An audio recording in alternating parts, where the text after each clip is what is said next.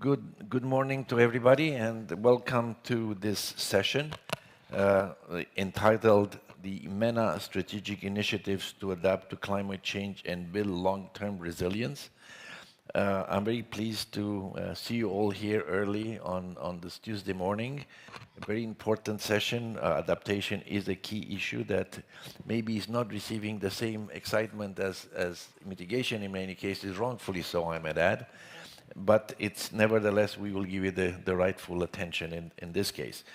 My name is Andre Marcu. I'm the executive director, or something with a very long name, the Roundtable on Climate Change and Sustainable Transition. We're a think tank based in Brussels that do European and global climate change policy. We have been quite active here in the kingdom, working with different institutions, CAPSAC, ministry, private sector. So we're very pleased to be here again. This session will engage high-level policymakers and experts who are driving strategies to improve livelihoods and the socio-economic condition of the people in the MENA region, whilst adapting to climate change and ultimately building resilience in the four focus areas: water, food, land, and ocean. This session is intended to spotlight examples from existing regional initiatives, contributing to enhancing adaptation actions and building long-term resilience in the four focus areas. So it's going to be quite an interesting discussion. This is a session under track 2, water, food, land, and ocean. And we are all here. I think that people are still streaming in as we move on. I want to emphasize that some of the focus of the discussion will be dealing with things such as adaptation plan, early warning system, finance support, capacity building, technology deployment, collaborative initiatives. Again, a whole lot of things that many of you in the region are quite knowledgeable and know that require a lot more attention, a lot more focus, and a very important topic for the region. We have a very interesting panel today. I think I got it again. This is me, but this is the panel that we have here. So first, Ambassador Shahira Wabi, the Director of Housing, Water Resources and Disaster Risk Reduction at the League of Arab States. Then Dr. Amgad El Madi, who is the Water Senior Specialist, the Division of Mitigation at the Green Climate Fund, and welcome. Dr. Ibrahim Dukairi, the Director General at the Arab Organization for Agriculture Development, Awad in Egypt. Mr. Karim El Jishr, Executive Director of Sustainability at the Red Sea Global.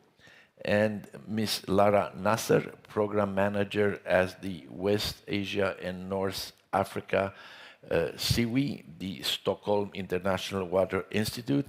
And last but not least, on my left here, the future, the Mr. Omar Chise, Youth Representative, Seed Balls, Mauritania. So welcome to all of you. We are looking for a very exciting discussion this morning. The way we will run the session is that we will take the first 3 speakers, and then we'll engage with the audience.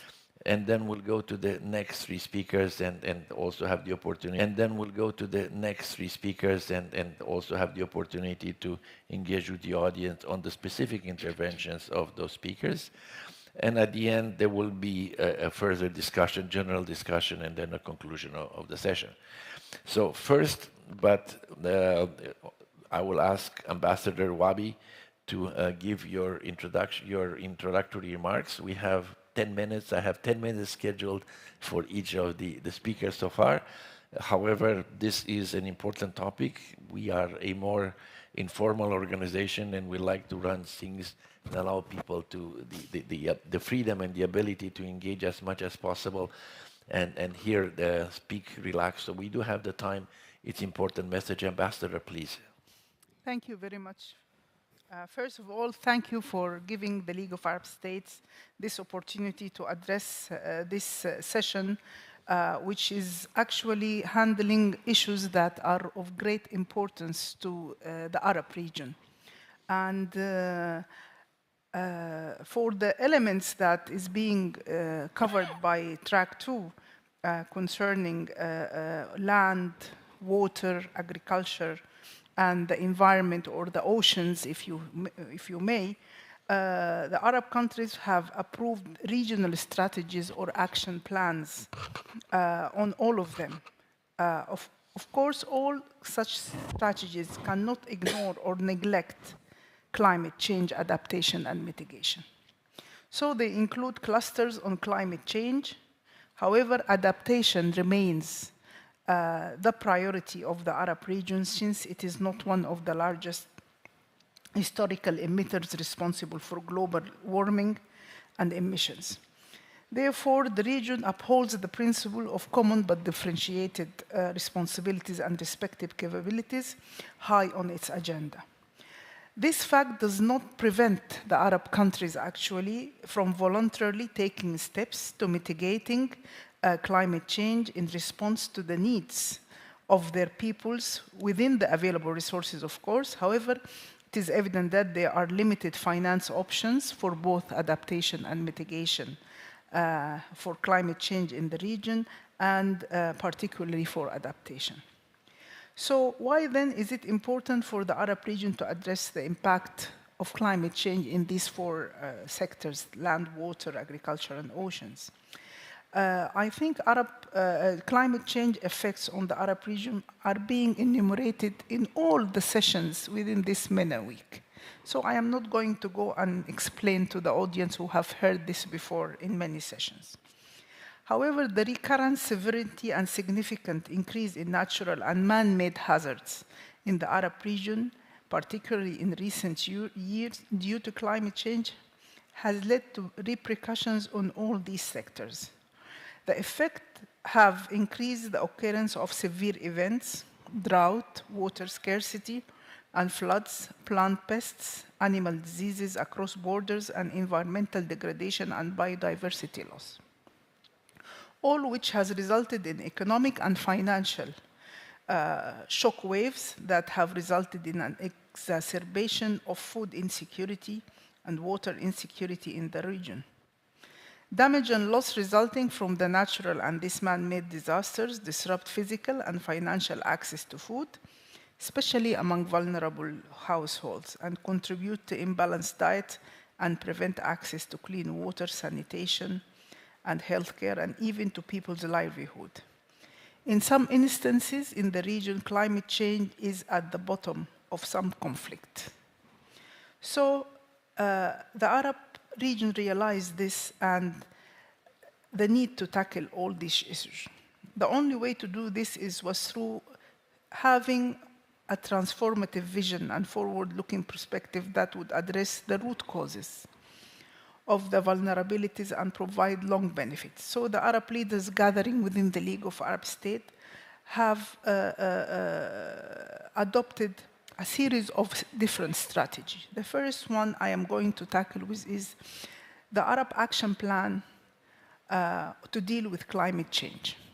This is an action plan that has been adopted by the summit, which means it has the highest political backing within the region, and its implementation is entrusted to a specific ministerial council, and this implementation also intersects with the work of many other sectorial ministerial councils. So collectively, this plan of action is being implemented by multi-sectorial ministerial council within the League of Arab States. So what does this strategy require? Formulating adaptation program to address the impact of climate change. So you will find the Minister of Health working on that, the Minister of Social Affairs, the Minister of Environment, the Ministers of Agriculture, the Minister of Water, and so on. Then voluntary contributions in mitigating climate change, mainstreaming the natural and human resources and ensuring that the standard of living of Arab citizens would not be affected by climate change impacts. And these are the general principles of this strategy. Each one of them comes down into actionable things that are being done in each of the ministerial councils. So the second strategy is the water security strategy in the Arab region to face the challenges and future requirements of sustainable development. So in this strategy, it considered that climate change represents one of the most important challenges and a major threat to Arab water security. So it was placed on the list of policy priorities.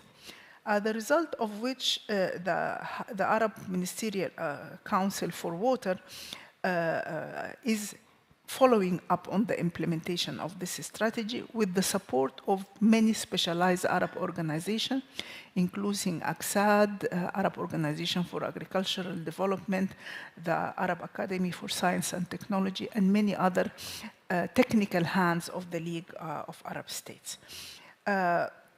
So within the strategy, many issues related to climate change and adaptation of the water sector to the climate change and the stress that is being imposed on the water sector, which is already a sector that is pressurized by nature in the region due to, I think the information is well known, we are one of the most scarce, water scarce regions. And so many options of adaptation, including using non-conventional water resources, water efficiency, and all these methods of adaptation that are being followed and implemented.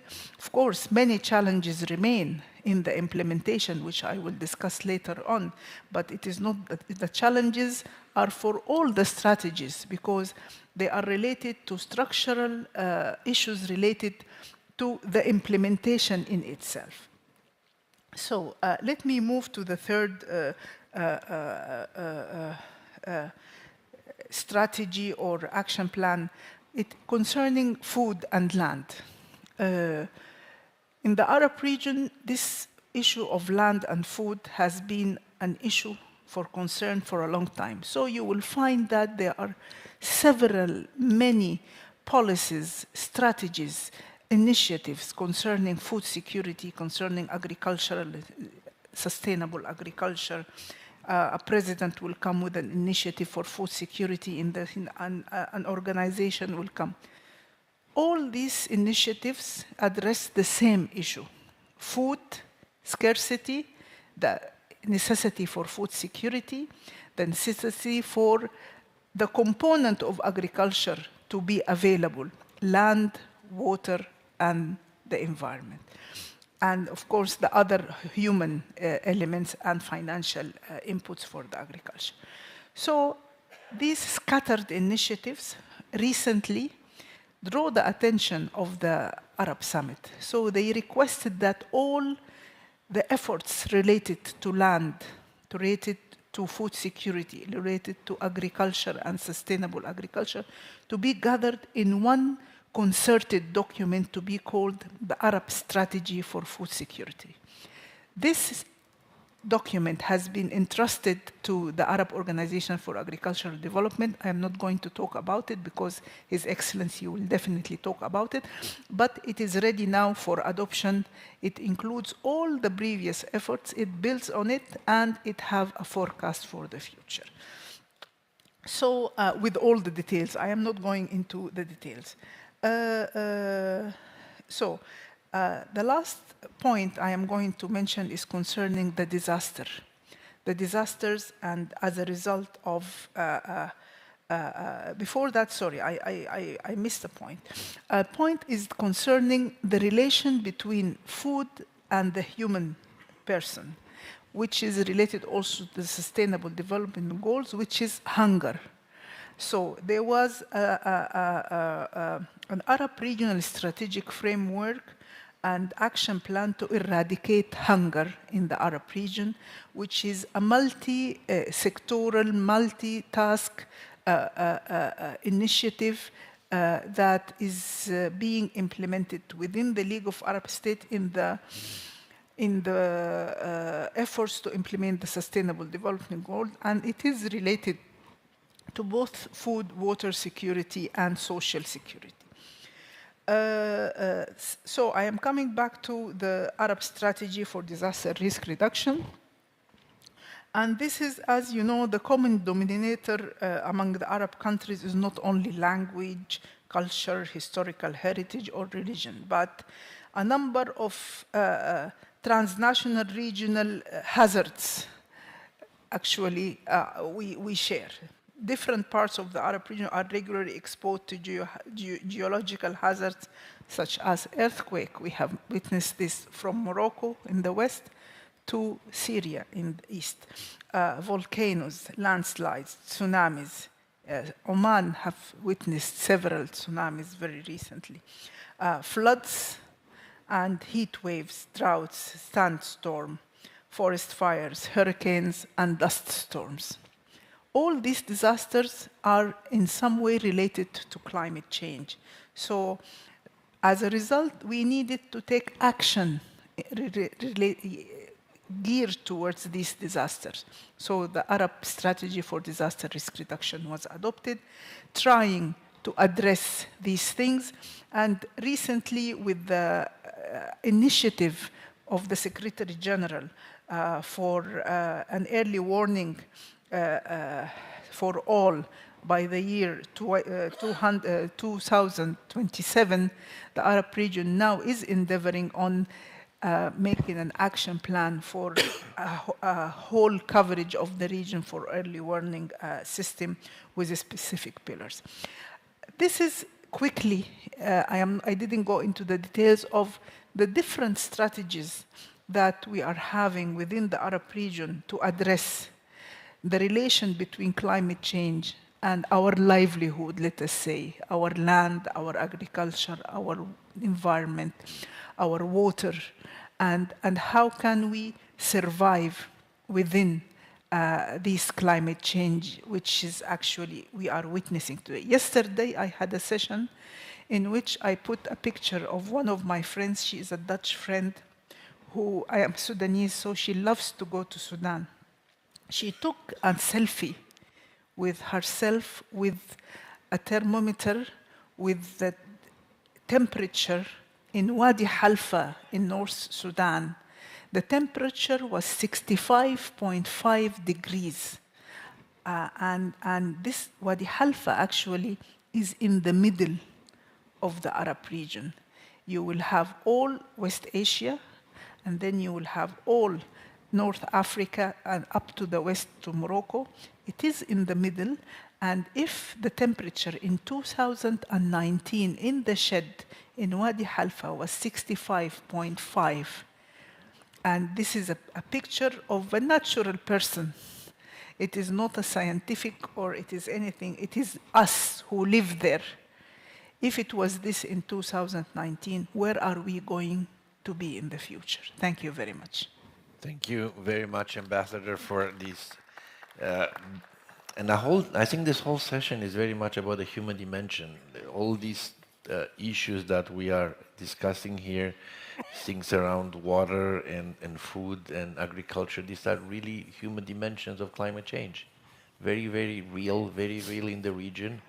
The region has been quite engaged recently. I mean, it's very rare that you would see a COP in Sharm el-Sheikh and then another one in Dubai and the MENA Climate Week. So there's a real momentum in the region and a recognition, because in the region, adaptation plays a very, very important role, and it's very important to everyone. One thing that I wanted to say, I forgot to tell you all this, and I'm happy to see more people joining us this morning, that you are on YouTube right now. So just for your knowledge, you're on YouTube in English, French, and Arabic. So I will now move on to Dr. Ibrahim. Dr. Ibrahim will elaborate on lessons learned and best practices from assisting member countries to develop and enhance their agricultural sectors. Dr. Ibrahim, what remains to be done? A lot remains to be done, and we look forward to hearing from you. Thank you very much, Mr. Moderator, and I'm glad also to be here this morning with you at the stage and also with my colleagues in the room. When I see water, food, land, and ocean, it rings in my ear that here we are talking about agriculture in one way or another, or food, production of food. So I will definitely pin down everything to that level of the discussion or statement that I'm saying. And the sector, the agriculture sector in our region, has faced quite some challenges, enormous challenges, that I'm sure during this MENA Climate Week, you might have heard some of those challenges that the sector is facing. But in brief, I would say that means there is quite some vulnerability that the sector is facing, and this vulnerability is coming from, it has its technical dimension, it has its economical dimension, and it has its natural dimension. Technical dimension in a sense that inability to stand up to the level of technology that is required to promote the sector, that is a vulnerability that's often not mentioned, but it is there.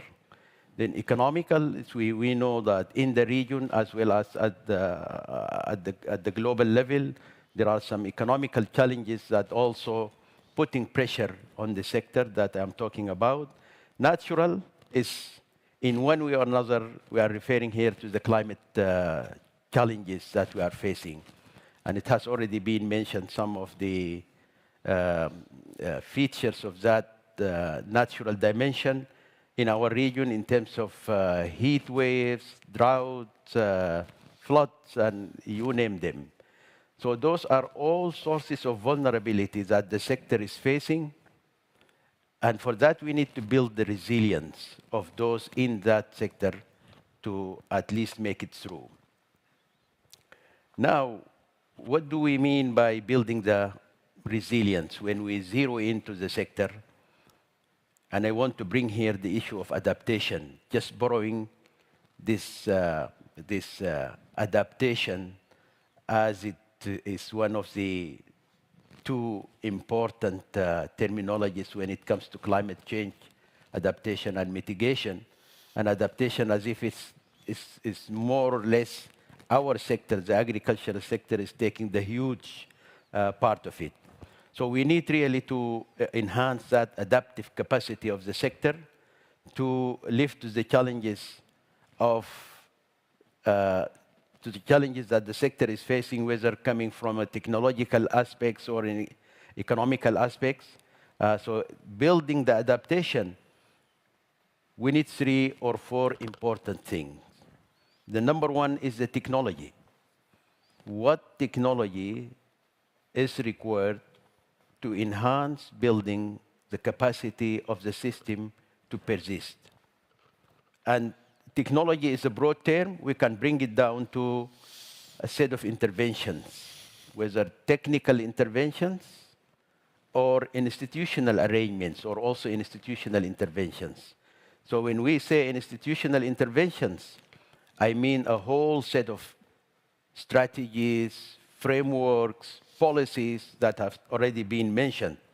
In our region, the Arab region, there are quite some strategies related to a number of things sector to live on. So strategies, frameworks, policies, this category is the institutional arrangements that we need to deploy to enhance the adaptive capacity of the sector.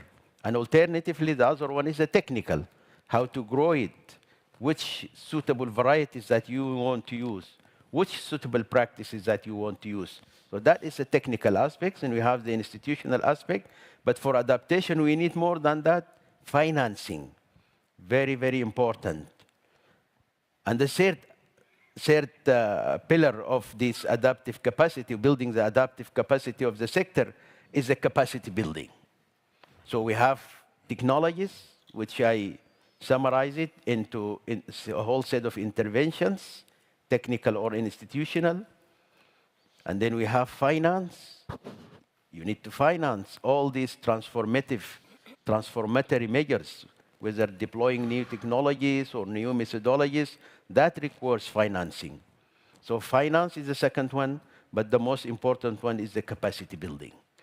You need to build the capacity of the institutions and also of the human beings or the actors in that sector.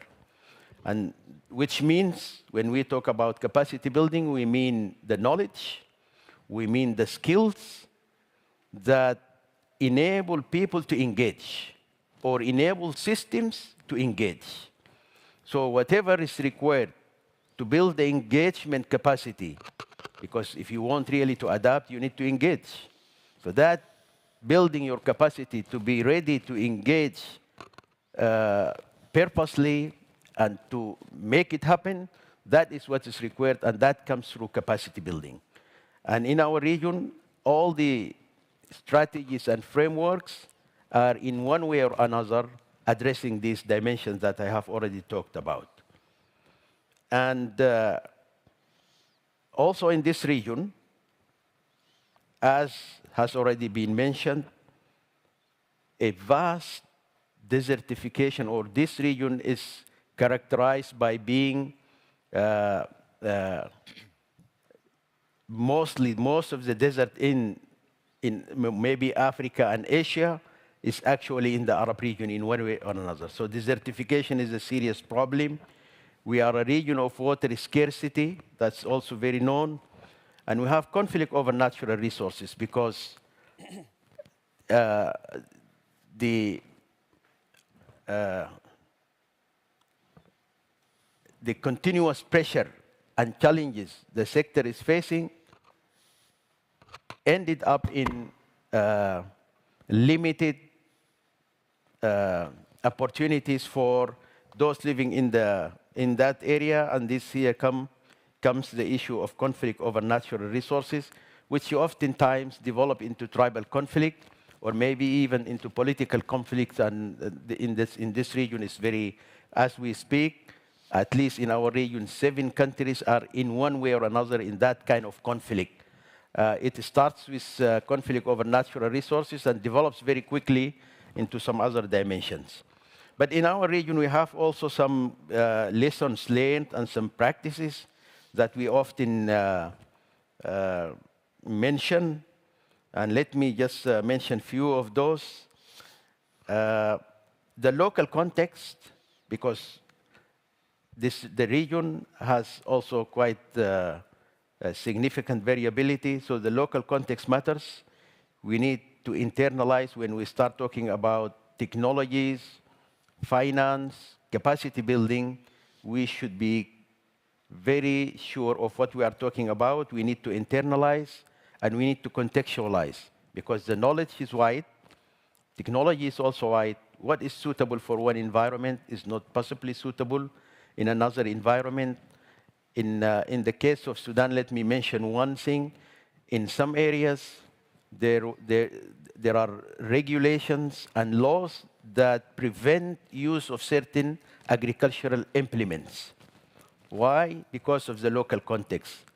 The land type dictates what types of machinery you want to bring in. That's known, but it has to be reflected seriously. That is the selection of the proper technology that you want to deploy in that specific region to make it work. So the local context matters. You need to internalize and contextualize. The issue of capacity building is key, and here we should be talking along the value chain, because also in our region, you need to think along the value chain to bring that integrity and to help the sector to develop from the input level all the way to the marketing dimension. The infrastructure, when I mentioned at the beginning that there are quite some challenges facing the region, technical and economical, the infrastructure at large, if we take it as large as possible, so infrastructure matters, will help reducing the vulnerability for the population. But in the sector, in our sector, the agricultural sector in particular, issues of effective irrigation systems, effective storage capacities, with dry stores or cold stores, issues of taking serious steps to reduce post-harvest losses, which is very clear in our region. Those are the kinds of infrastructure that will reduce the vulnerability and will enhance building the resilience in that community, and finally, our capacity to adapt to the various challenges that we are facing. As I said, we need to embrace technology. Let me just conclude by saying suitable practices are very, very important, and I have mentioned part of that. But let me mention two things, conservation agriculture and diversification. Monocropping is often, right now, at the moment, there is a negative connotation. If you keep on doing that monocropping year in and out and fail to use the correct replacement in terms of the nutrition, helping the plant to get the nutrition and leave behind the soil intact, then diversification becomes a solution. And in the context of small-scale farming, it might be recommended much more than any of the other practices. And then conservation agriculture is sustainable, and it helps also in meeting the requirements of the communities and also leaving the soil behind intact. These are some of the lessons that we learned. And let me very quickly say there are some of those are of a technical nature and others are of institutional arrangements. But tailor-made types of interventions and packaging is in fact what we are talking about. And those are all under this broad terminology adaptation, which will finally help us to build the resilience in a farming setup that is characterized by being vulnerable to quite a number of challenges in this Arab region, or let's say North Africa and MENA region at large. So with those few interventions, I will remain if there are certain clarifications needed or questions, I will respond to that. And thank you very much, Mr. Moderator. Thank you, Dr. Ibrahim, for reminding us of the vulnerability and the crisis that food brings in the region and leads to conflict. And unfortunately, we've seen the results, the tragic results of those conflicts, and also some of the lessons that you have learned, referring to diversification, regarding the technical, institutional, financial needs of adaptation that are addressed, but not in any way to the level that is needed, and a lot more needs to be done. I would like now to move to the future. Omar, how would you elaborate on ways that youth would engage in these strategic initiatives? I mean, many of you are enthusiastic, are very young, are learning. You are here and you see you're in the company of a lot of people that have years of experience, so it must be a fascinating experience for you. Please, you have the floor. All right.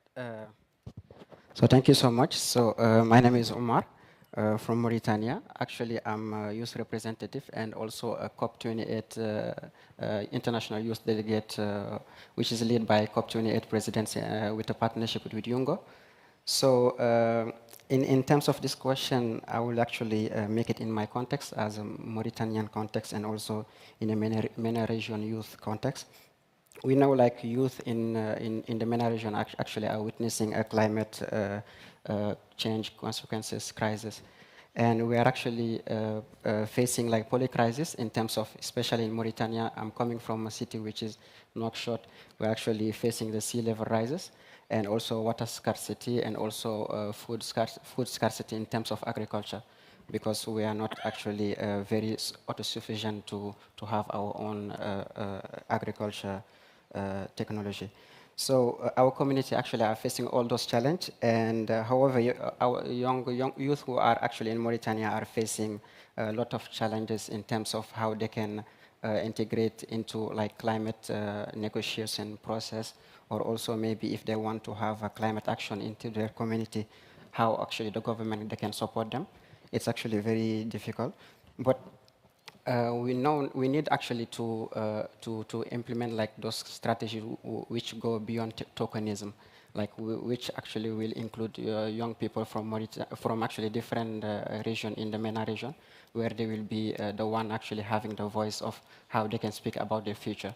And it's very important because youth are actually their perspective are very fresh. They have actually a burden of like climate-related solution where they want to actually fight for their country and also bring solution.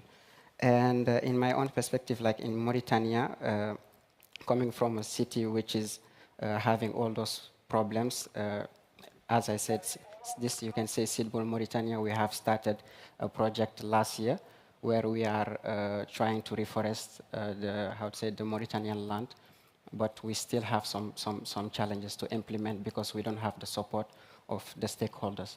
And it's very hard because this project is actually very important, where we are actually including the local communities, how they can collect seeds, and at the same time they can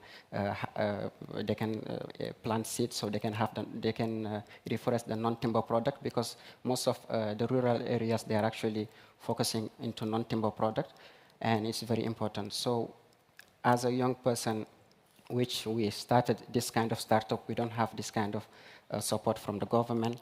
It's actually kind of very hard. So I know also most of youth from other MENA region, they are facing this, but there is a good example of Saudi Arabia.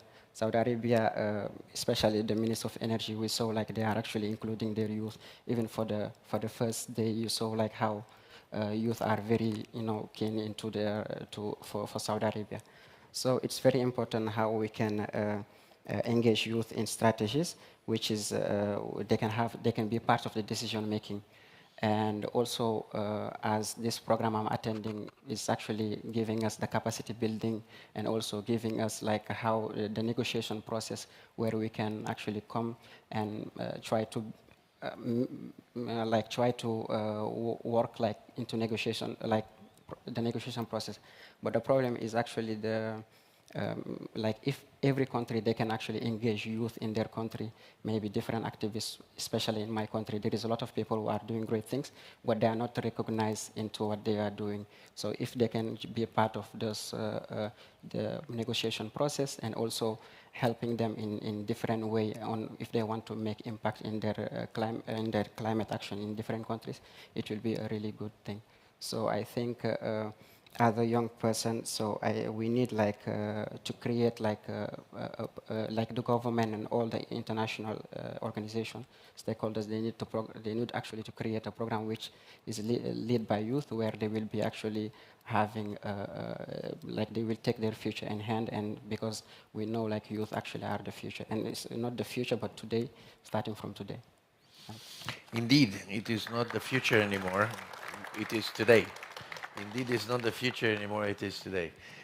Let me turn to you first, Omar. I mean, how did you get involved in this? I mean, it's fascinating, you're a young person from the city.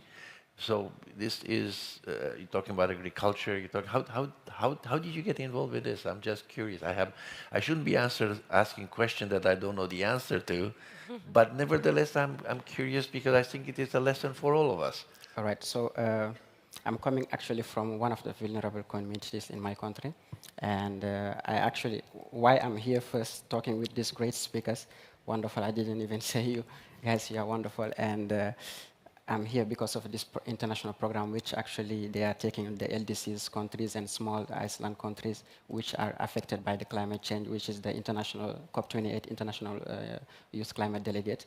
So they can come and they can try to actually express their challenge and everything. So why I come to this thing, it's actually I have been facing a lot of challenge. Until now, I'm facing some challenges, but I hope with the time I will overcome it. So actually, I'm in a country where we don't have the mentality of like caring about the climate change, but I'm seeing like a great future where actually people are coming we have actually many climate activists who are in my country who want actually to bring the change, but they're still facing the thing. So coming to a country where you see like plastics, even agriculture, we are actually depending in a country, I don't want to say the country, but we are depending in a country where they have to bring us, like, how to say it, banana and all those things. We don't have even all those things. And like having all the specific, we say, why can't we do an action? So what we do, I've been actually working in a project with GIZ about how we can build climate resilience with the community, local community in my rural area. So we just started. This is actually a prototype project which is finalized. It's a successful, but now it's just a launching. We've been going to the Minister of, I don't want to say the name. We've been going to the ministers, I don't want, because it's quite crazy. Like we've been going there and try to engage them so they can help us. But I'm telling you, it's very hard. So, so now the thing is, now we want actually, I think from the international organization, they are the one actually helping us, which we will be coming back to my country where we'll bring more impact. And I know many people are doing great impact in my country, but they're actually still facing issues. So yeah, I just... Well, thank you very much. We're happy to have you here. Now is the moment that we'll open it to the audience. I think is there a microphone somewhere? Okay, there's a gentleman over there. And if you will hand over the microphone, just tell us who you are very briefly and a very short comment or question directed to anybody, the three speakers that we have here, Ambassador Shahira or Director Ibrahim or Omar. Yeah, thank you very much. This is Tarek Hassan. I'm from the International Youth Council Yemen, as well as the Arab Youth Sustainable Development Network. My question is actually goes to Dr. Ibrahim regarding desertifications. Could you please share with us any best practice projects that can be applied? As you mentioned that most of the Arab countries are facing desertifications. Is there any like best practice project can be applied in those different countries across the Arab region? The second question is to Ambassador Shahira, which I know her since many years back. Is there any like a type of capacity building, like to like governmental institutions in different, I mean, across the Arab League, in the Arab countries, like specifically to face and to adapt to those, as you mentioned, that some of the big issues such as desertification, sandstorm, water scarcity, and so on. Thank you very much. Let me start first, Ambassador Shahira, if I may, Dr. Ibrahim, and then I'll come back to you. Please, Ambassador. Thank you very much. It is true that capacity building is a very important issue in the Arab region. And as Dr. Al-Dakheri said, it is not only human capacity, but institutional capacities also that are in need of boosting. The problem with capacity building that there is a financial dimension into that. We need resources to construct viable capacity building. When I say viable, I underline this word because there are so many capacity building, how can I say? I can't even describe them. They are attempts, let us say. Capacity building attempts, which is a source of income for those who are capacitating the people who are coming. So I don't condone this type of capacity building, actually, I don't. So for a structural, viable capacity building, you need to have a structure, an aim. What do you want to have in that person to capacitate them, and what exactly they need to know and to do? We don't have this type of capacity building in the region, Yani, I want to be frank with you. Because this type of capacity building needs resources, and not because the resources are not there. The resources are there, but the priorities in allocation of resources is different. There are more important issues in the eyes of the governments than capacities. They need to feed the people. They need to give water to they need to provide basic services with limited resources. So when you come with limited resources to allocate, in most of the Arab countries, of course, but some of the Arab countries who have no problem in the resources issues, they have started the capacity building strategies and structures, and it is reflected in the quality of the people and the quality of the services and the quality of the performance in these areas and these countries. So at the level of the League of Arab States, we are supported by international organizations and the UN system in the implementation of the different strategies in building the capacities of the Arab countries. But this happens on an ad hoc basis. For example, if we are implementing the Arab strategy on water, then there is a need to build the capacity in a specific area related to groundwater, related to non-conventional water. Then we structure a capacity building program around the required capacities, and we do that to the Arab region, either at the regional level and sometimes at the national level. But as a strategy for capacity building or training, we don't have that. Also, we have relations with regional organizations like the EU, the GIZ, or with countries like China, we have with Turkey, we have with Russia, we have with India, we have with many individual countries. We have MOUs with the League of Arab States. One of the components of this cooperation is capacity building in a field that this country is known to be strong in.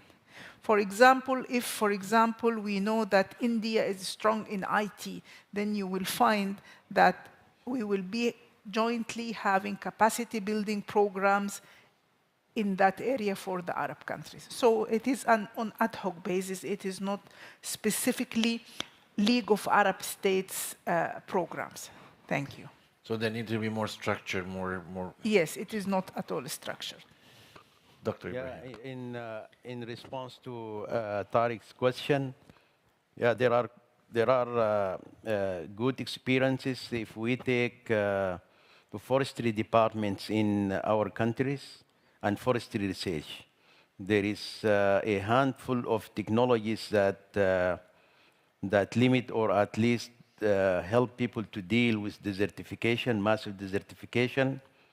But then it remains from country to country the level of engagement, the support that is needed, and the support that is provided. But there are certain cases whereby there are massive programs related to control or combat desertification. The success still remains to be evaluated. But I would say, by and large, there is a good success, but it's still limited. It still needs to be done. A lot needs to be done. And if we take the case of municipalities, they do quite some good work in cities and also in the peri-urban settings. And there are also quite some successes that can easily be noted in the region at large. For big initiatives, let me in this region call two important initiatives, what is known as the African Great Green Wall. That is an arrangement done by the international community and the regional communities. And so that is a big engagement to combat desertification all the way from the Red Sea to Dakar. So that's an arrangement. Another big arrangement that is in the making and yet to be observed is the initiative of His Highness Amir Mohammed bin Salman, which is the Green Middle East and Green Saudi Arabia. So those are the kinds of initiatives that is required at the moment. You need big engagement because the desert is also big. So you need that kind of massive arrangements building on the successes that we have from our forestry departments, forestry research sectors and centers to deploy those technologies and interventions massively to make a real change that's required. Thank you, Dr. Ibrahim. There was a gentleman here in the name of inclusiveness and interaction. You wanted to, did you want to have the floor now? Well, if not, then let's move on and then we can come back. There's a gentleman here, okay. As long as we keep it short, go ahead, please. But let's keep it short because we're a little bit over time and the organizer is gesticulating at me to keep time. Right, I'll keep it short. My name is Mashkur Isa. I'm a coordinator for the COP28 International Climate Delegate Program. I just want to follow up on your intervention, Ambassador. You rightly said that there are no structures in place for this capacity building. So we have seen there's an increased momentum for climate action in the Middle East coming from COP28, COP27, the MENA Climate Week and COP28. So how do you think, or what do you think is the way forward? For example, there are countries in the MENA region that have the resources, and there are those that do not have the resources. So how can there be a combination, a combined effort to ensure that this capacity building programs are set up and there is a structure in place to make sure that this doesn't just come as, okay, we hosted this event, we hosted another event, but going forward, there's actually something, an outcome, a concrete outcome, and something that's going to push forward for the future. Thank you. Ambassador, let's I will be very brief, actually. Thank you, Ambassador. I think before we make a program for capacity building, we have to see what capacities are needed. So, for example, I will come, for example, to United Arab Emirates and say, we need a capacity building program. He say, okay, 10 million. So, what am I going to do with it? Where am I going to spend it? So, what we need first is to map what capacities do we need? This is number one. Number two, put a structure on what is needed in terms of people, in terms of place, of time and cost. Then I mobilize resources to do this. So resources do exist. I believe there is a willingness in the region to build the capacities, but you cannot ask someone to build the capacity without having something on the ground. Do your homework, bring it to the table, and then ask for the money. Thank you. So you need a good plan before you finance it. Thank you, Ambassador. Let me turn to my right, and they have my colleagues here have been waiting patiently. Karim, you're the Executive Director of Sustainability at Red Sea Global. I understand that you'll be sharing perspectives and examples on how public-private initiative can ensure transformative action in water, land, and ocean sectors. Please, go ahead. Thank you. Oops, I think... There you go. And I think there are slides. I assume they come in order. Let's try. Let's give it a try and see what happens. First of all, thank you, Mr. Moderator. Thank you for the panelists and for the wider perspective across the Arab world. I'm also from the Arab world. I was born and raised in Lebanon, worked only in the Arab world from Morocco all the way to Oman. Moved to Saudi Arabia a few months ago, and it has been a revelation on so many counts. Today, the opportunity is to zoom in on a few collaborations that I believe bring significant value to what we do and stand for at Red Sea Global. And for those of you who do not live in Saudi Arabia and may not have much background and knowledge of what we call giga projects in Saudi Arabia, one of which being the Red Sea projects along the Red Sea. The Red Sea, as you know, is a very vast ecosystem. It is shared among, I believe, 7 countries on both banks of the Red Sea, all the way from Jordan down to Sudan and Egypt and Saudi Arabia.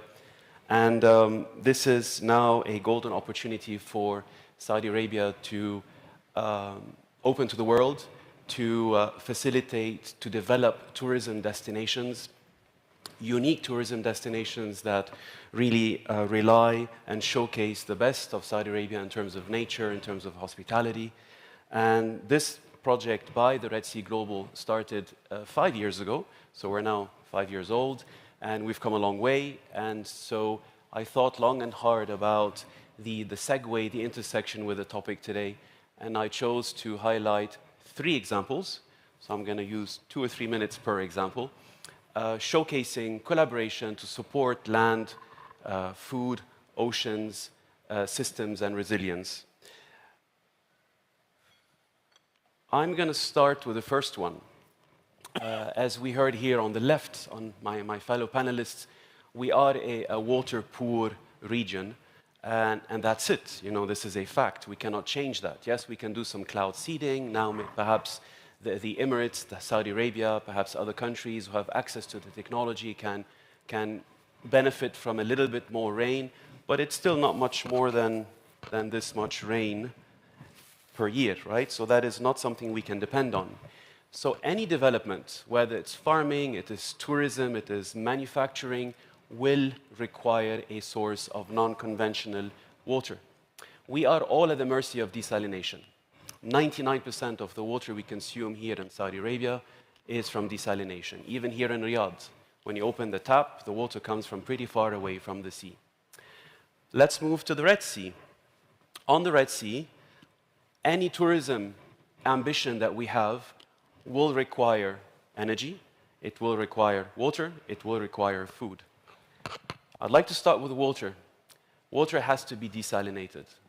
Now, we know that if all of us practice, let's say, conventional desalination, we're going to, unfortunately, damage the ecosystems that provide the seawater that we pump into desalination plants. We extract the salt, and then we return the brine into the sea. Well, we need the potable water. The picture on the left is now about a few months old, so now it's actually complete, but it shows the footprint of the current desalination plant. We have been producing about 10,000 cubic meters per day. Eventually, this is going to reach 30,000 cubic meters per day. Fine. We have 2 problems.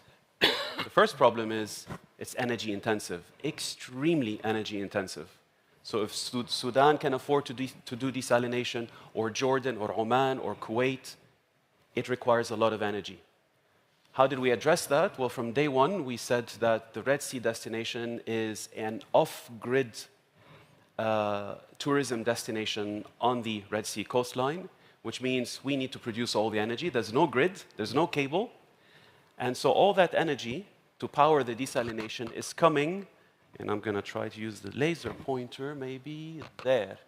So if you see the square on the right picture, these are the solar farms supplying not only the desalination plant, but all the future resorts currently under construction. So energy, we chose to go 100% solar powered. It is powering the desalination plant. The second problem is the discharge. We know, and I said it, if all that discharge goes out into sensitive ecosystems, we're going to damage the ecosystem, which is actually the unique selling point along the Red Sea. The plantations, the mangroves, the corals, the crystal clear blue waters. This is what we need to protect and showcase to the world. But if we deploy infrastructure at the expense of that natural capital, we're back to square one. So how do we address that? What you don't see off the picture, I'm going to point, whoops, let's go back one. What you do not see, towards there, we have some pipes which extend into the sea. Every desalination plant requires 2 pipes, the inlet pipe and then the outfall.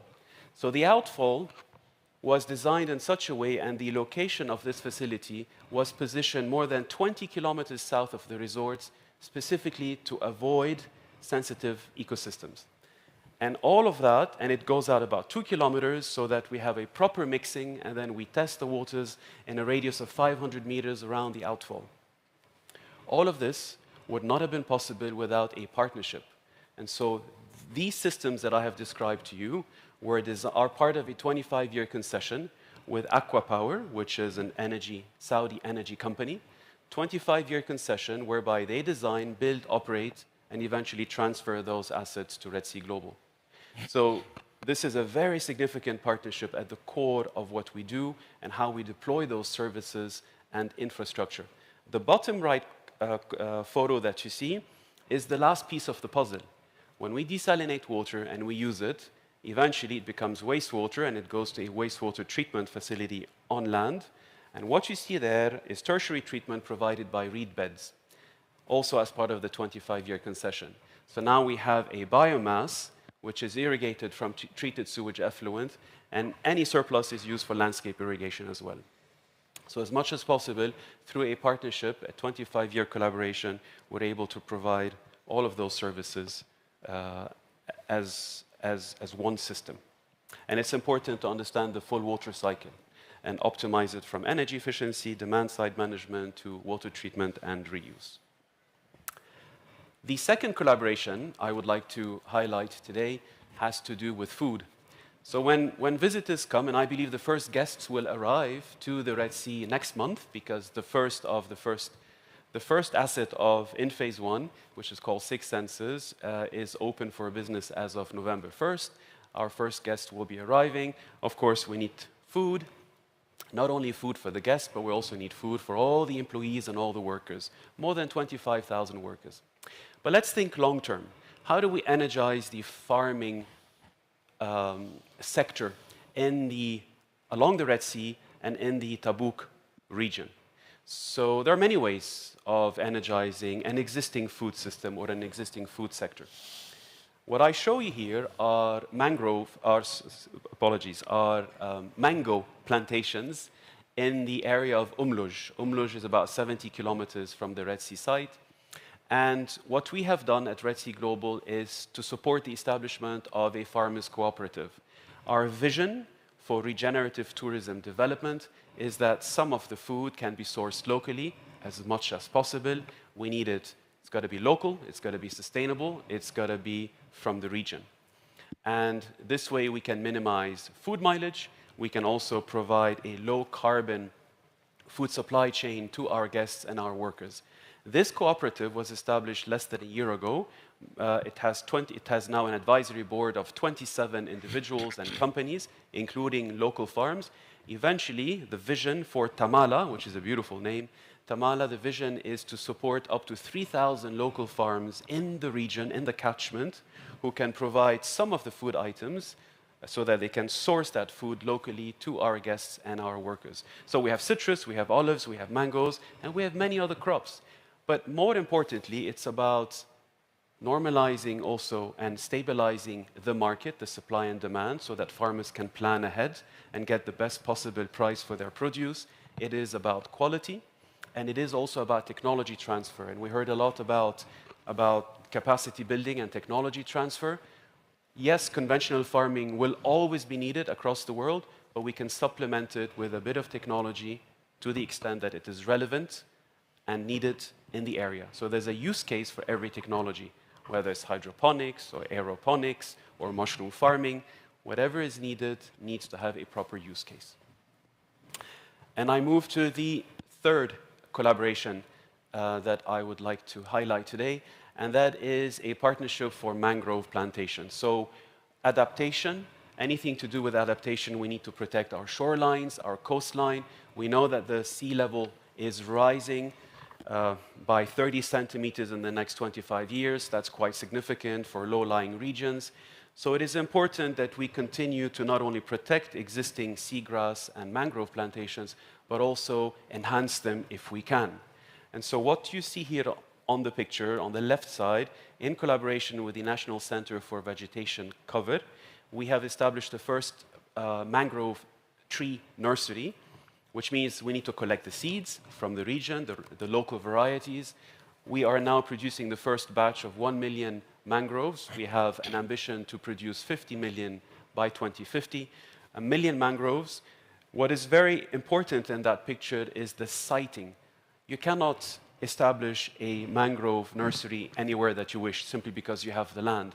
You need to understand the tidal patterns, you have to understand the salinity, you have to understand heat tolerance, so you have to find the right location.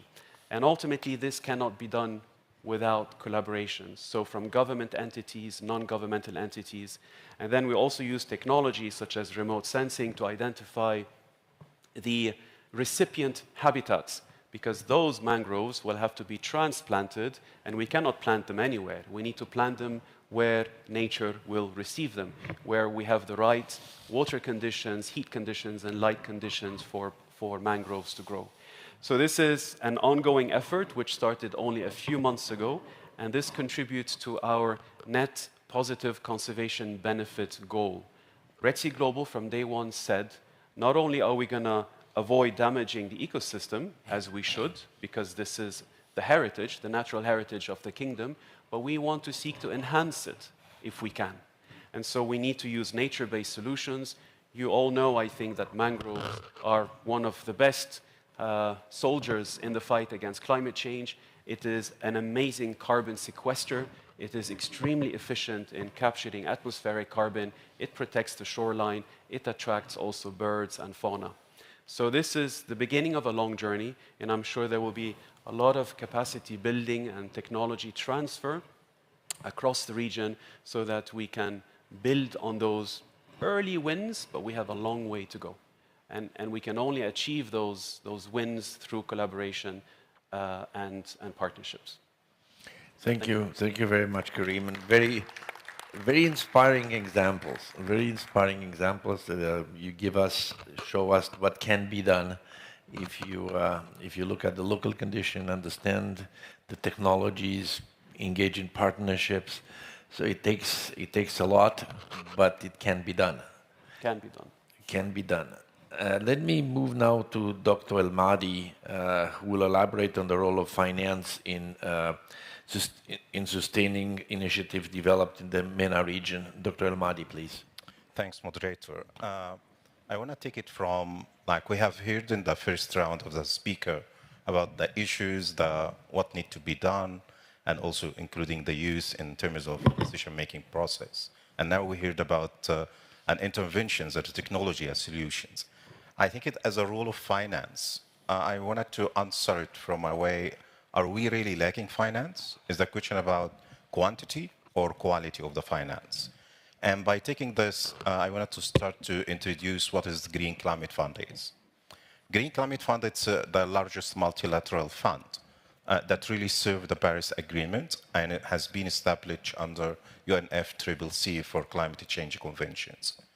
And the way we operate, we serve the Paris Agreement by helping the developing countries, the least developed countries, also the small islands around the world, to be able to meet their target for climate change or for reducing the emissions.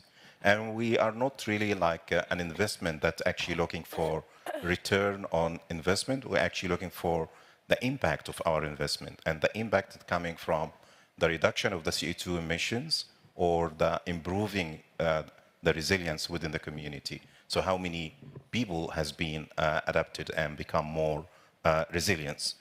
So that's in terms of like what is GCF. So we are like have been operating since 2015. In the last 4 years, we have programmed around 12 billion, 12.4 billions that actually leverage finance for like 45 billions. So again, when I back to that question, is it quality or quantity of the finance that we're actually looking for in the region here and also around the globe as well? So the way we operate, we try to use our finance, our capacity of the finance to drive change within countries. And the way we drive a change, we follow 4 principles. One is really transformational planning. And this is how we streamline the climate change into the sector policy, the national adaptation plan, and all type of plans and policy within the country. The second principle, it's about how we drive paradigm shifting. And this is about innovations, solutions, technology, how it can be transferred. The third principle for us, how we scale finance.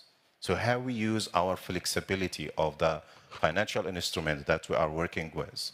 We work across all financial instruments, grants, concessional loan, bonds, guarantees, and so on. So how we use this to establish the investment environment in those countries, how we use this to attract the private sector. Because it's very clear, we are not going to meet our SDGs target by 2030, that's not far away with public finance. So we really have to use also private finance. We really need to mobilize them. We really need to de-risk their investment.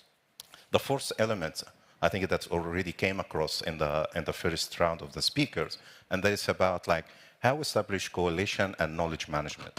And that's coming with how we build community of practice, how we develop that capacity building, how we make the knowledge, all the information, the lesson learned from all the projects that we fund, make it available as well.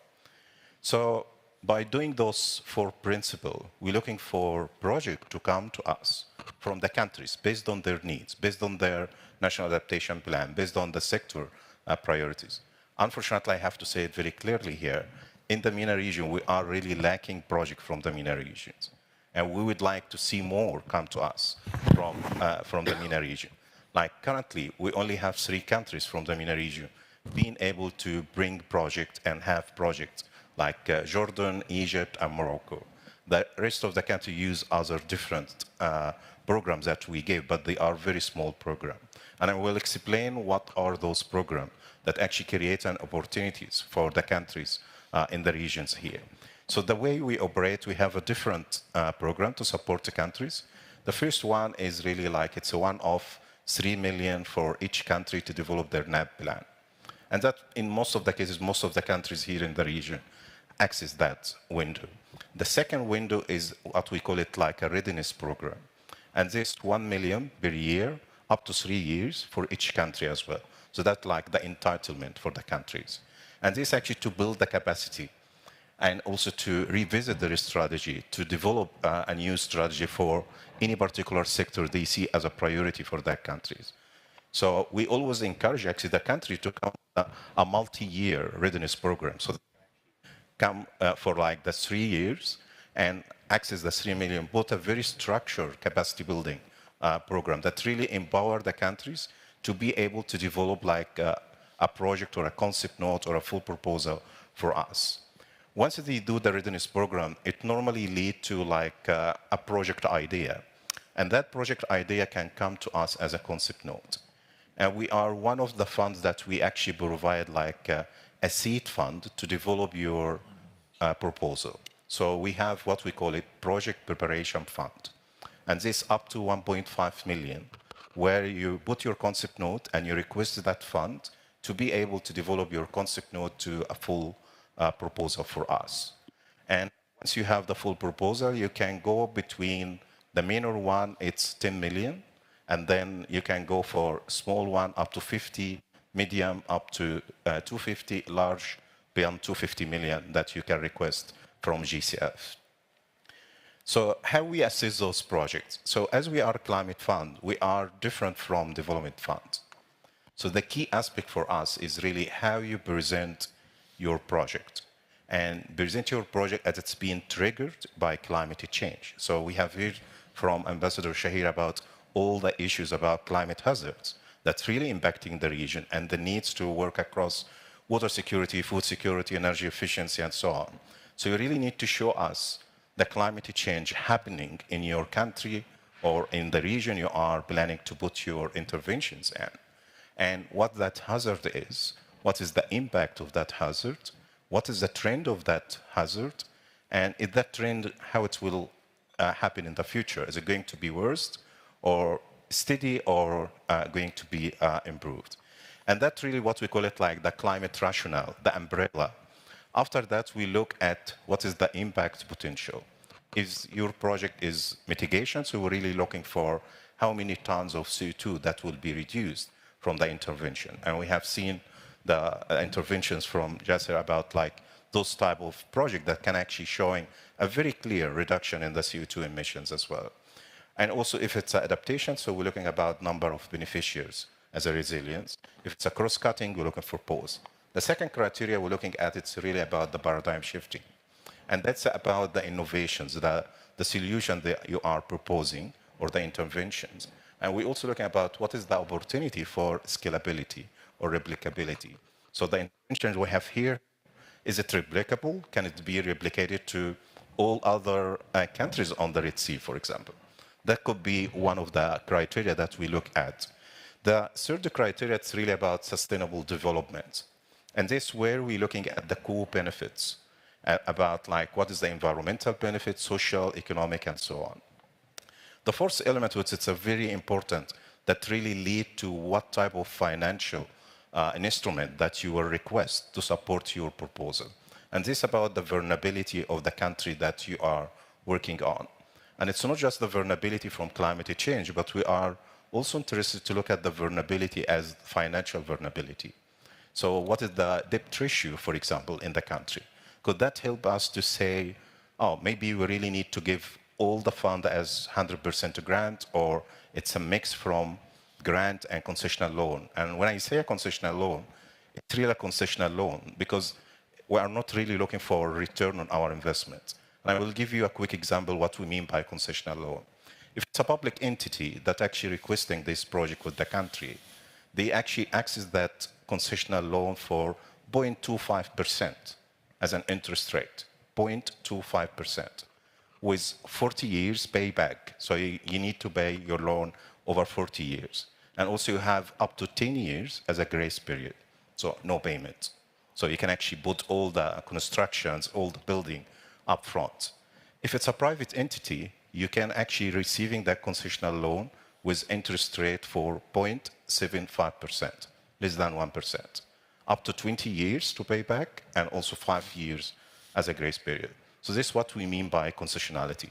And we try to use this to blend the finance or to structure the financial model for the project that you are presenting to us to be able to establish private-public partnerships that's been mentioned, and also to see what is the best modality here to fund this projects. The last two criteria, the number 5, it's really about the country needs, and that need to be showing like the project it's very in line with all the national plan and also strategy and sector plan as well. Last criteria, it's really about efficiency and effectiveness. And this is about cost-benefit analysis of your project, and also about has the project been designed based on the best practice in terms of technology, solutions, science of the art that already exists and known at that time of your project. So taking that in mind, I just would like to mention, like, coming to the main question, is it a question of quantity or quality? What we have seen from our experience in the MENA region and also in the other region, it's really the question, it's about the quality of the finance rather than quantity of the finance. So the money is there, we have committed money, but again, when we look at the implementation rate, it's very low. So the money is committed, but it's not dispersed. And that's coming to many aspects, like it could be change in government, there is no capacity, there is no team on ground, many things. So I think it's not just the quantity, we really need to think about quality of finance. And quality of finance as well, it's about how you structure your finance for the project. Because most of the development projects, when it's happened, it's operating, but once that fund stopped, you will see most of the interventions are not efficient and not delivering. And that's why, because the business model or the operational and business model didn't be included in the initial design of the project or in the development project. So what we try to avoid in our climate projects actually to look at the operational and maintenance business model for each project that we have to ensure really the sustainability for each intervention we do. Because we're looking for the whole lifespan of the project, not just the time of implementation, if it's 5 years or 7 years, we're actually looking for the whole life cycle based on the project. So if it's a 40 years, how those interventions that we supported will be sustainable. And we ensure that we're already built in. Sometimes it's by public-private partnerships, sometimes by commitment from the government, sometimes from how the activity actually generating income to make that spending on the maintenance and operational as well. And that's really to ensure that sustainability of the project. So are we able to put some initiatives that actually make a change? I wanted to reflect on one initiatives that we call it like for water security, we are talking in the MENA region, the most water scarce regions, how we make that paradigm shifting in the water sector. And we put an initiative, we call it treating water as a new asset class. What does it mean? So, and that can be applied for desalination, for wastewater, for sanitations. So any water assets, you can actually start to look at it if it's for refurbished or upgrade or a new assets. How you establish or restructure that assets. So it really need to come with 4 elements. The first one is really about the finance. How you structure that finance. So it really need to come with a credit enhancement. And this by looking at the blended finance aspect or by special vehicle purpose and so on. The second element, it needs to come with acceptable revenue streams. And I wanted to highlight acceptable revenue streams, because acceptable here means those revenue streams that really attract private sector to invest or attract investor or asset managers to invest on those assets. They want to see a return. But we don't want to make like a project that just become bankable for the investor, but really impact the end user or the customers. So we try to maintain affordability as well. So those revenue streams need to be in line with the third element, which is really the Paris Agreement. So they really need to show benefits for emissions reduction or resilience. And the fourth elements need to be aligned with SDGs. So they really need to show all the co-benefits for the SDGs. With this type of initiatives, we have established a program, unfortunately not in the MENA, in South Africa, for 1.5 billion project that will transform the whole wastewater reuse sector in South Africa. Currently, we try to bring this now to the region. So I'm working with IFC to make a global program for a number of countries will be included from the MENA region. But I wanted to conclude by there are a number of initiatives for early warning for all. There is a number of initiatives that include early warning for all, food security, energy efficiency, and I wanted to encourage the region or the countries here from the region with all entities that's sitting in the room to really consider Green Climate Fund and bring your project to us. We're really looking to invest and put our money in in the MENA regions. And our money, it's really for impact, it's not for a return, because we are really serving Paris agreements. I wanted to close with that. Thank you. Well, thank you very much, and I'm sure that many of my colleagues here on the left and people from the audience will be lining up, Dr. El Mahdi. Last but not least, Ms. Lara Nasser from the Stockholm International Water Institute. Lara, thank you very much. You've been patient, but quite a fascinating conversation and different views and different experiences. We're learning a lot. And you will be elaborating on how countries in the region are being supported to build and strengthen capacities, including adaptive capacities. Lara, please. To start, it's such a pleasure to be with you all. I've been thinking about everything that's been said, and I'm really going to try and collect very small details on everything and maybe connect everything together. To start off with, we were talking about capacity building a lot. And I think we need to ask ourselves, just like Her Excellency discussed, where are we now with capacity development? Where are we now? CIWI has done an in-depth analysis on the enabling environment for the water and wash sector in relation to climate change and water scarcity. And with these building blocks that are basically, or play a role in what's needed to implement the SDGs, one of them is finance, one of them is capacity development and building, and then you've got other building blocks like institutional arrangements, policy, and so on. But once we did this in-depth analysis, we realized that the MENA region is not doing well with finance and capacity building. And what does that actually mean? So with capacity building, for example, we've assessed how much finance is being driven to capacity building in our region. And what's surprising is that there's a huge disparity, right? There are countries which, during our in-depth analysis, we realized that the ODA for certain countries like Jordan jump up to $71 per capita. And then you have countries like Libya who have less than $0.01 per capita for capacity building. I'm sorry, this is apparently. Ah, this is my earring.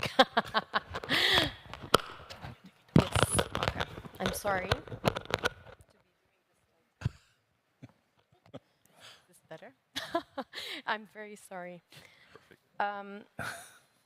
So basically, going back to where we were. So if Libya, for example, has a very low ODA, and then you have countries like Jordan who have a very high ODA when it comes to finance in and for capacity development, we go back to the question, the quality of finance and the quality of capacity building that's going on in every country.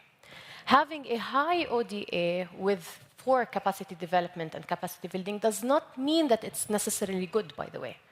It might mean that funds are going into different capacity development programs. You might have overlapping. You might still have humongous gaps that are not being touched upon. Why? And going back to what Her Excellency said, we do not have a proper strategy for the MENA region when it comes to capacity development. When we say, we've had this humongous discussion over the past few years about the difference between capacity development and capacity building.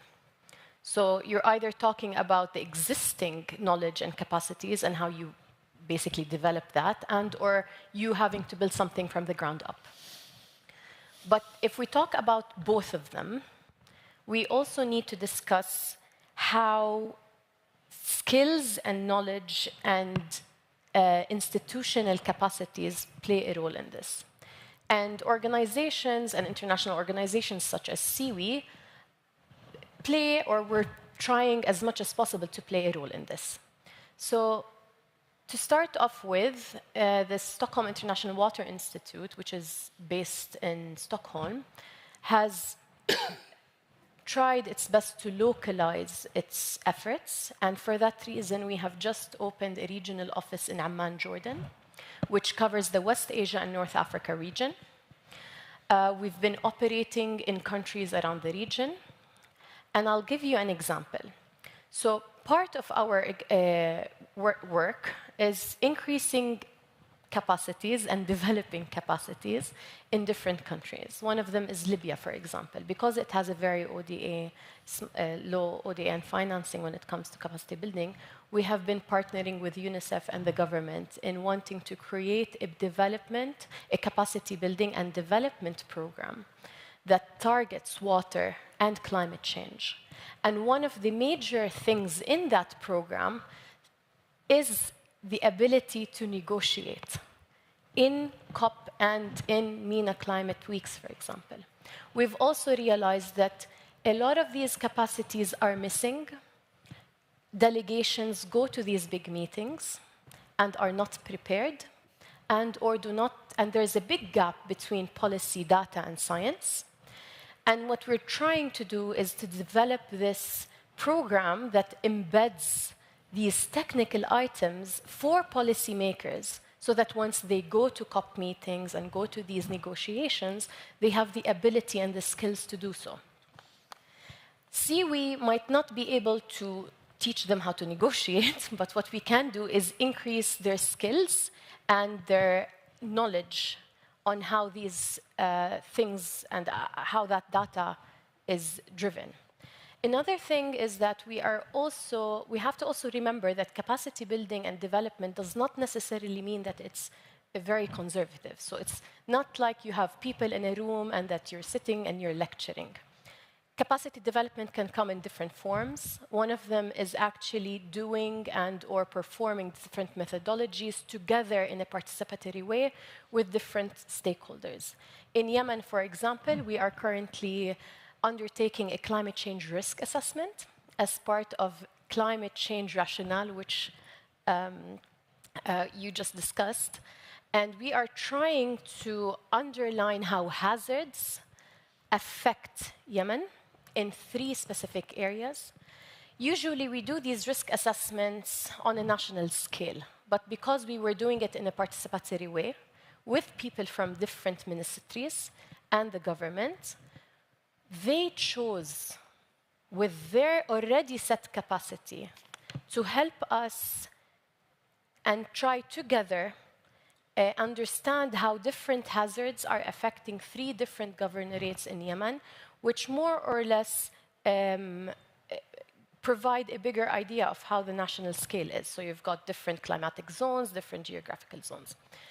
And after that, once we have all the hazards nailed down, how they affect, how the exposure is, how the vulnerability is, and how that affects the wash and climate, the water and the wash sector, we are then able, together with the government, come up with adaptive solutions. And we go back to the idea of capacity building. So it's not necessarily us having to teach someone, but if you do it in a participatory way with them, that skill and knowledge is increased, and it's completely localized because you're using local knowledge and local expertise. And we have to obviously move away from the whole idea of capacity building, having international donors and international people from the global north come to the global south with different information, like a bombshell on different countries, having them to teach them how to adapt to certain issues that might not be necessarily localized. And I think the only way I can sum up, so that I don't dwell a lot around this, is that we need more research to be done on how where we are right now in capacity building, but in a more distinct way. So ODAs are not enough of a distinct way to be able to do this, but we need an in-depth analysis. We have to talk about the quality of finance when it comes to capacity building. And I think more so, we also need to know where we are with capacity so that we build capacity, so that we can develop capacity rather than build it from the ground up if we already have that. So thank you very much. Thank you. Now we have, according to the original timing, about 13 minutes, but I'm being told that we could go a bit over time before the next session. I'm in your hands. I would like to open it to the audience. I think the initial focus may be on the latter part of the panel, but then we will expand to the whole discussion. So the lady here in the middle first, if there's a microphone somewhere. There. If you want to introduce yourself very briefly and give your comments or question. Excellent. Thank you so much. Can you hear me well? Yes, we can hear you well. يعطيكم العافية. My name is Joanna, and I work with the COP28 presidency team, focusing specifically on youth engagement. So COP28 is just around the corner, and I would love to hear kind of, in 1 or 2 points, what are you hoping that COP28 will be when it comes to this sector? What is kind of the big outcome you're wishing for? What are you hoping that we will try to achieve when the 2 weeks of COP is over? So would love to hear your thoughts. On the specific sector you're talking about? Exactly, in the specific adaptation topic. In the water and food. Well, if you are a representative of the youth sector, then what I'll do is I'll go to the youth representative first, because I think that's the appropriate way, but then I'd like to give everybody the floor. So go ahead, please. Sorry, Omar, I put you on the spot. No, it's okay. It's okay. No, we have to put them on the spot. They're fast. Yes, actually, as a youth, like coming from, it's my first time coming for the COP. It will be my first time for the COP, and thank you for the opportunity. And I think it's we are coming to learn how actually the negotiation process is coming, and how actually we can localize, like coming from the local community and also bringing it to the negotiation process. So I think that will be the thing, because I'm sorry, I'm attending these sessions, which is negotiation process and capacity building. It has helped me a lot, I think, for coming to the COP and also joining the party. Sorry, I have to drink water. Yeah, and will help me a lot for the COP. So yeah, I think that will be the thing. Ambassador, if I may come to you first, and then I'll move down the Thank you very much, actually. This is a very important question, because I have always been saying we, less youthful people, should step one step back and give the opportunity to the new generations, but we stand on their back. This is a different generation, different education, different aspirations. I am talking about the Arab region and expectations. Old policies can no longer serve the youth of today. Therefore, I believe they need to be in the forefront of the decision-taking process in the COP, in the sectors under consideration. They are the ones who are going to use the water, the land, the oceans, and they are going to be the most affected by the climate change. This, on one side, they have to be involved in the decision-taking, but at the same time, their awareness should be raised as to the risks they are going to be faced. They have to be prepared on how to increase their resilience as the future generation to stand up to the challenges they are going to face. You are going to face different challenges. And not to forget the group of youth who are here today. They are the privileged youth of the Arab region.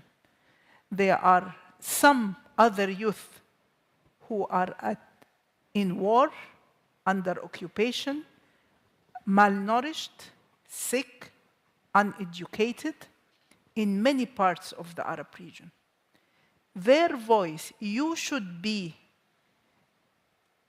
the way they can communicate their sufferings to the COP. Thank you. Dr. Ibrahim, what do you expect in this area? I'm not sure there are quite specific COP items exactly on this, but they spread throughout the whole thread, throughout the whole negotiation. They will impact in different ways. Actually, it's a very interesting conversation. What's your expectations? What would you hope for? I hope for and let me just come from the very common recommendation in each COP, which is that adaptation requires technology, finance, and capacity building. I think that will also be the case very clearly there. Then my hope is, how are we going to make the necessary arrangements to really ensure that financing is critical? Finance technology is available almost everywhere. To access the technologies is financial arrangements. I'm glad to hear that Dr. Amjad is saying now, well, there is a lot there. Our region, the MENA region, is in fact not really making use of those financial arrangements. There isn't really too many of the proposals, credible proposals that can be financed. And at the same time, the youth here, I've just heard him in his presentation saying that we have almost knocked on many doors, but it doesn't seem like there is any promise or any readiness to finance our initiatives. Some of those are directly linked to climate change adaptation issues, and some of them are not. But in any case, there is a need. There are finances that are available there. I have heard this $100 billion available for adaptation, I don't know, 5 or 6 years ago. But not much is being released from that fund. So I hope in that COP28, we manage to put some dots on those letters so that at least makes them more or less speak. We need some kind of relaxation. My institution, AOA, the Arab Organization for Agricultural Development, if I come and knock on the door of Amjad, he would probably prefer to see it coming from countries.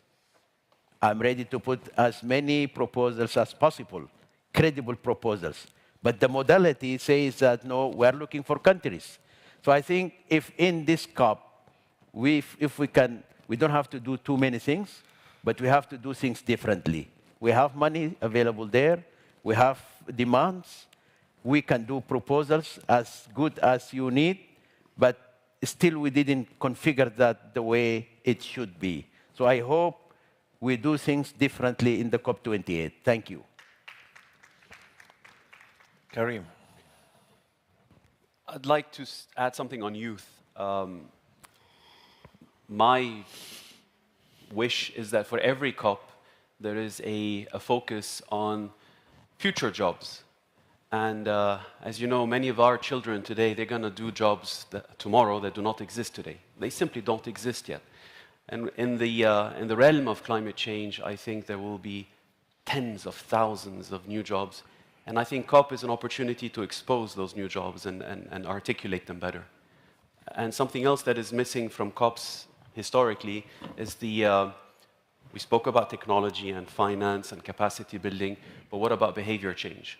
And behavior change is not going to happen with us. It's too late. I think youth, again, they are the ambassadors for behavior change, and behavior change can drive a low-carbon future. Dr. Al-Mahdi. Thanks. This sounds like very much like a closing statement. It's Go close ahead. to my It's not supposed to be, but it's beginning to sound that way. But I wanted to answer your point. I think in a structured way somehow. So I want to see in the COP applying 5 C's. What is 5 C's is? First one is to be the connector. And that was the focus on the water sector and use, because again, the water sector is really the connector, and it's a connector between sectors, but also between all SDGs as a SDG 6. The second C is really about the collaborator. How you really build that collaboration and the capacity between all countries, because sometimes we're lacking the political will to make that a change, to make that transformational project, to make that paradigm shifting, to transfer that new technology, to bring use into the decision maker. So we really need to become the mechanism for that. The third C, it's really to be the convener. And the convener here in terms of really how we look at bring everyone in the room. So we always see when we have, if I talk about water sector, as I belong to the water sector, we are not talking the same language as economists or agronomists or environmentalists or private sector. So I've been in a meeting with several private sector, and every time they say, oh, we received many projects asking us to invest, but when you look at the documents, they are not really talking to us. So how we become a convener that bring everyone without excluding anyone. I think the fourth C, it's about the co-investment. So how we promote the co-investment platform, how we look at the ideas that really bring again all the type of investment, public-private partnership or blended finance mechanism, how we can actually establish that. And the last C, it's really about the collective thinking or collective actions. And this is how we become more inclusive, bring youth, because again, our future, it's rely with them. So they will be the one leading the future. And what actions we are taking now or decision we are making now, it's really affecting them. So they have to be in the picture. We lost to be in the previous picture, and we don't want to repeat that mistake. I think we really need to bring them with us on every decision we make that will really impact the future. Thank you. Well, I said it did sound like a closing statement, Lara. On a personal level, I have a big list, but I'll give you from Fisiwi's perspective. I think one of the big things that we miss with these big COP meetings is the connection between climate change adaptation and the wash sector. A little funding is going for the wash sector when it comes to adaptation, although enhancing the wash sector and the enabling environment to have a better wash sector plays a huge role in adaptation.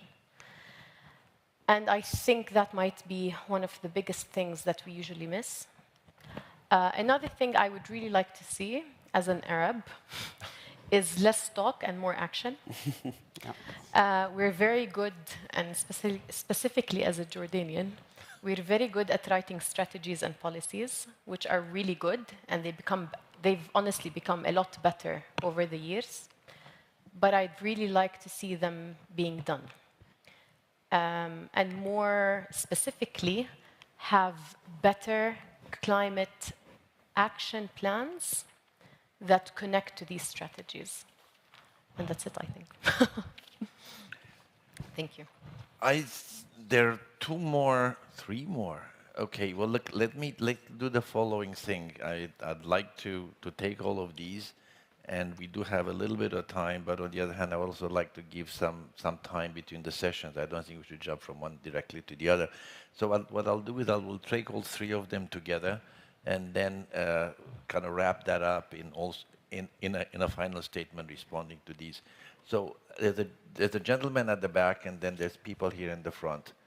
Okay, you go first because the microphone is there. I don't think it matters. So please go ahead. Just tell us who you are. Okay, thank you. This is Sid Mukhtar Abdurrahman from Mauritania, the contact person for the COA18 Mauritania and for the African Youth Climate Assembly also. I will emphasize what my fellow citizens, Omar Sisse, said about people given opportunity in our context, especially in Africa, because that was the main discussion in the African Youth Climate Assembly about this. But I'll go far that, like, the reason always about giving youth opportunity is always the capacity building and the experience thing. But when you meet the seniors also representing our government and representing or negotiating on our behalf, you'll see that the lack of capacity building, like in its clear manifestation, which is something sad. We are not happy with this. It's really sad. At least like youth have like a new perspective of the thing, and a more readiness to the understanding. I think we are in a very dynamic world, and I think all the seniors should understand this.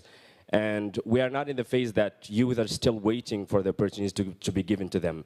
We've seen, for example, in Yongo, we've been encouraging people to, we were asking people like to get the delegates badge and talk about them. Last year, we get our own pavilion in the blue zone, like the youth and children pavilion in the blue zone, and we are like emerging more and more and going more far. Like I hope to see this COP like maybe like a systematic change that delegations should have a proportion, a quota for youth in their delegations to be more inclusive. I know how hard to build a consensus, but I think this is like a good thing to start with. My question is to Omar Sisse, since he's coming from how to engage like youth from rural areas with all you can say about the capacity building, lacking of capacity building in this. How to engage youth from rural areas into like the climate change in its global understanding or perspective. Thank you. Yeah, let's try and keep the statement shorter and the question more to the point. And let's also remember this is on food, agriculture, and water. I think there are a lot of sessions on use as well. The gentleman at the back, yes. He's not part of the youth delegation, but he's welcome in. Thank you very much. I'm Mohammed Al-Fatih Hamir from Sudan, Kassel University, Sudanese Environment Conservation Society, the president of this society, and focal point for climate change in Kassel State. Thank you all the lecturers and all the presenters. I have just small 3 points. One of them is that concerning the problem of water and irrigation. We know that now, particularly in Arab region, we are facing a lot of problems concerning water, and this problem needs intensive effort, actually, as said by all, particularly the president, the ambassador, and Dr. Shikeri. And for example, we have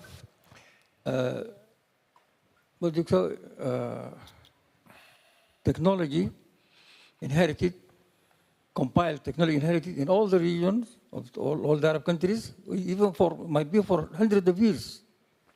This was quite useful for those people at very hard places that they could employ it to face the problems of shortage of water, that they employed inherent technology of water disbursement and water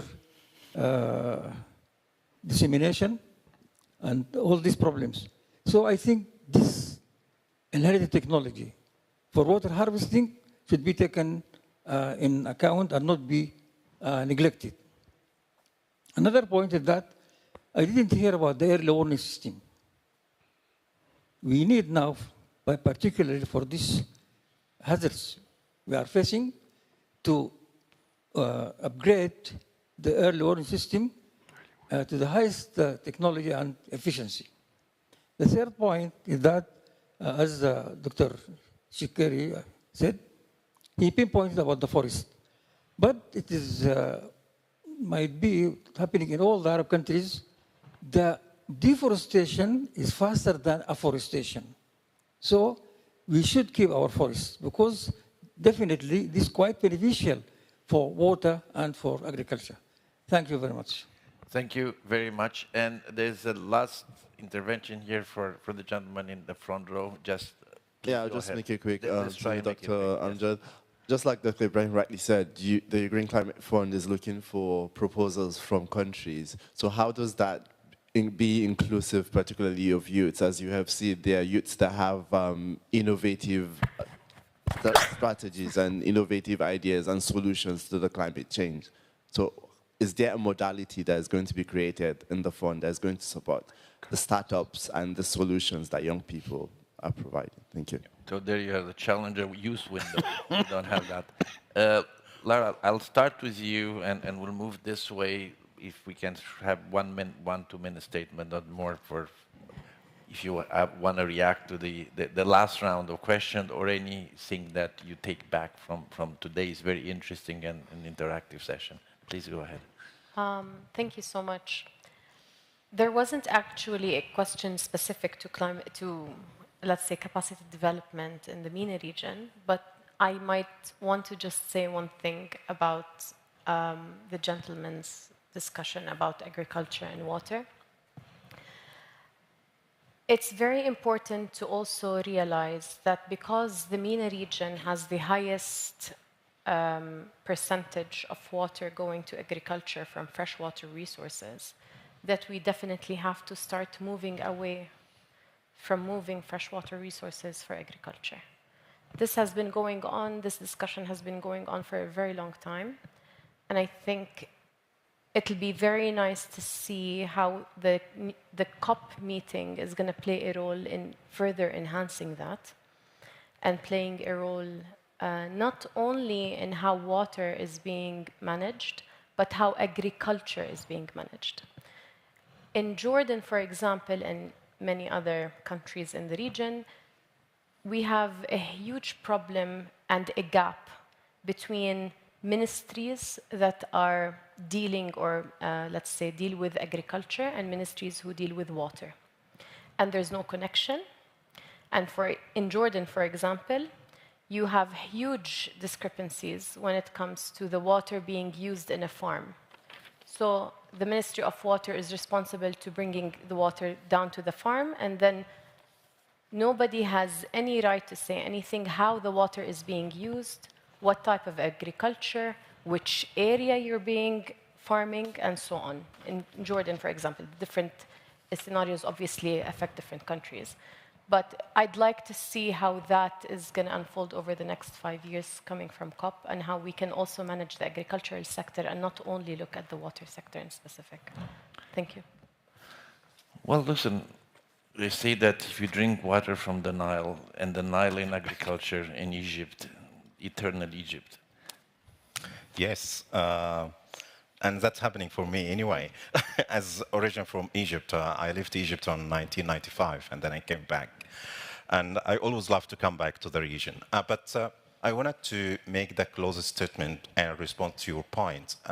when I said we're looking for proposal or project to come from the countries, so we have what we call it like an NDA or National Designated Authority in each country as a focal point for us.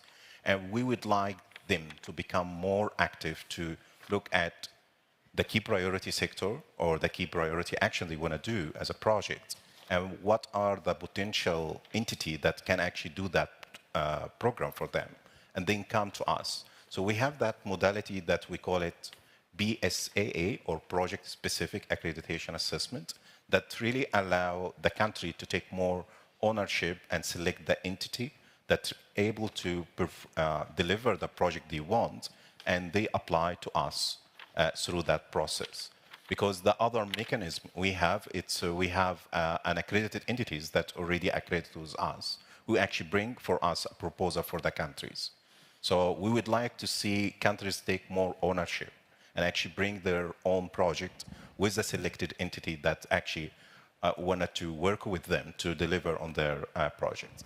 And to close, in my statement, I think, again, I wanted to highlight, it's really about the quality of the finance. Quantity of finance, it's there. The money is there. I think what we're really looking for is a good quality proposal with a good collaboration between all partners, and also the money is there.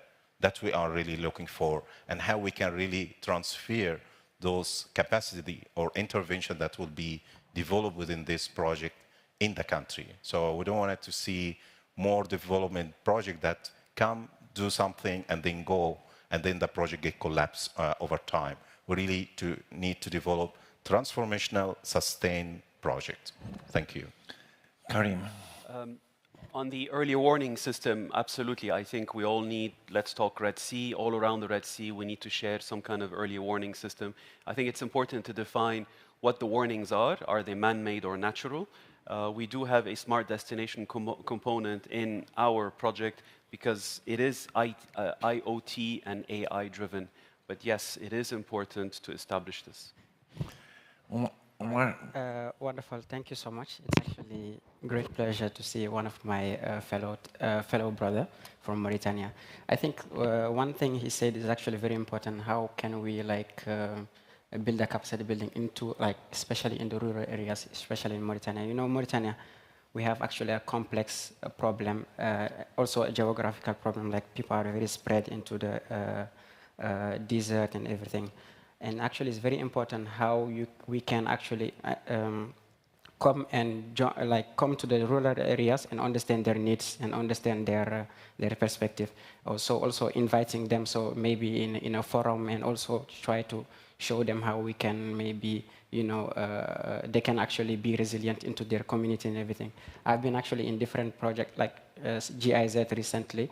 It was where we are coming to the rural communities. We're actually working with them how to build resilience. But it was very hard because we have kind of a mentality. I don't know if you know, because when you say something, you say, le khuruju. I don't know, maybe you know. So it's actually very difficult in terms of mentality. We have actually a mentality so the solution is just to raise awareness, and also most of them we have to understand their needs, because most of them, they need something, but they don't know how to express it. And Mauritania, we have actually a diverse culture, as you know, and people, they don't understand English, French or English or some. So sometimes you have to speak with them on a local context and everything. So it's actually very important. I've seen there is recently some conference which will happen. I think maybe you know with El-Khoury.